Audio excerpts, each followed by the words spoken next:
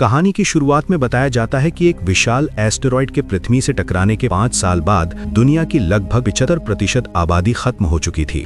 Asteroid के टुकड़े अब भी पर्यावरण में मौजूद थे, हवा जहरीली हो चुकी थी और रेडिएशन का असर अब तक दिखाई देता था। भूकंप और तूफान जैसी आपदाएं धरती पर आम हो चुकी थी। इंसानों के पास बंकरों में रहने के अलावा कोई दूसरा रास्ता नहीं बचा था। अब हम जॉन नाम के एक आदमी को देखते हैं जो ग्रीनलैंड के एक बंकर में अपने परिवार के साथ रहता है। जॉन एक इंजीनियर है लेकिन साथ ही एक जासूस भी है। उसे एक खास सूट पहनकर कभी-कभी बंकर से बाहर निकलकर दुनिया के हालात जांचने पड़ते हैं। एक दिन बाहर जाते समय जॉन को जमीन में एक बड़ी दरार दिखाई देती है। उसे एहसास होता है कि ये दरारें धीरे-धीरे और बढ़ती जा रही हैं। इसके बाद जॉन समुद्र किनारे पहुंचता है जहां उसे कई लाइफ बोट्स और एक टूटी हुई शिप दिखाई देती है। वो हर लाइफ बोट को चेक करता है लेकिन कुछ भी काम का नहीं मिलता। फिर वो शिप के अंदर जाता है और वहां से कुछ जरूरी सामान इकट्ठा करता है। अंदर आगे बढ़ने पर उसे बहुत सारी लाशें दिखाई देती हैं। वहीं उसे एक नोटबुक मिलती है जिसके बीच एक सूखा हुआ लेकिन खूबसूरत फूल रखा होता है। जॉन उस नोटबुक को भी अपने साथ रख लेता है। तभी बंकर से रेडियो पर चेतावनी आती है कि एक बेहद खतरनाक तूफान आ रहा है।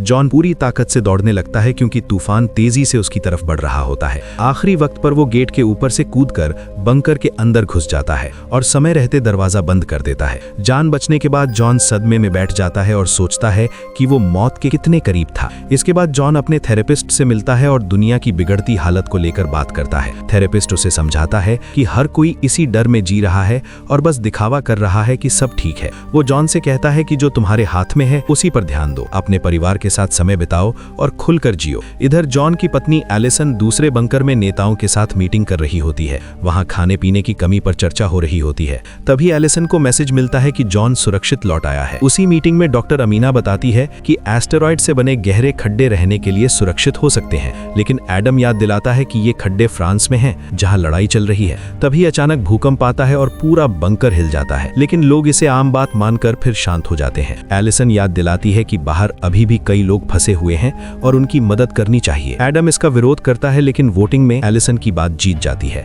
तय होता है कि एक रेस्क्यू व्हीकल भेजी जाएगी। अगले दिन बंकर में बड़ी तबाही मच जाती है। भूकंप और धमाकों से छत टूट जाती है, लोग घायल हो जाते हैं। जॉन दौड़कर एलिसन और अपने बेटे नेथन को ढूंढता है। नेथन सांस लेने में तकलीफ महसूस कर रहा होता है। जॉन मास्क लाकर अपने परिवार को बाहर निकालने की कोशिश करता है। भारी भगदड़ के बीच वे किसी तरह बाहर निकलते हैं। बाहर लोग बोट्स पर चढ़कर जान बचाने की कोशिश कर रहे होते हैं। अफरा तफरी में कई लोग पानी में गिर जाते हैं। आखिरकार जॉन और उसका परिवार एक बोट पर चढ़ पाते हैं। एक विशाल लहर आती है लेकिन बोट संभल जाती है। कुछ देर बाद जॉन जांच करता है और बताता है कि हवा अब ठीक है। तय होता है कि वे इंग्लैंड की तरफ जाएंगे। कई मुश्किलों के बाद बोट लिवरपूल पहुंचती है। शहर वीरान होता है। आगे चलकर वे एक बंकर के बाहर भीड़ और फौजियों को देखते हैं।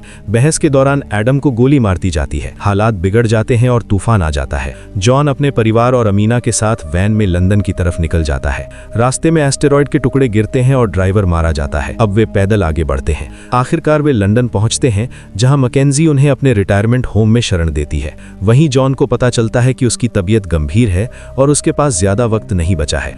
जॉन तय करता है कि वो मरने से पहले अपने परिवार को फ्रांस के सुरक्षित खड्डों तक पहुंचाएगा। रास्ते में कई हमले होते हैं। अमीना मारी जाती है लेकिन जॉन आगे बढ़ता रहता है। आखिरकार वे फ्रांस पहुंच जाते हैं। एक पुराने दोस्त की मदद से वे खतरनाक इलाकों को पार करते हैं। अंत में भारी लड़ाई और बलिदान के बाद जॉन अपने परिवार को एस्टेरॉयड से बने उस खूबसूरत खड्डे तक पहुंचा देता है जहां हवा साफ है, जमीन उपजाऊ है और एक नई जिंदगी संभव है। वहीं जॉन गिर पड़ता है। मरने से पहले वो अपने परिवार को आखिरी बार देखता है। नेथन अपने पिता के लिए प्रार्थना करता है और इसी के साथ कहानी खत्म होती है। वीडियो पसंद आए तो लाइक कर देना। चैनल फिल्मी मैक्स को सब्सक्राइब कर लेना। मिलते हैं अगली वीडियो में।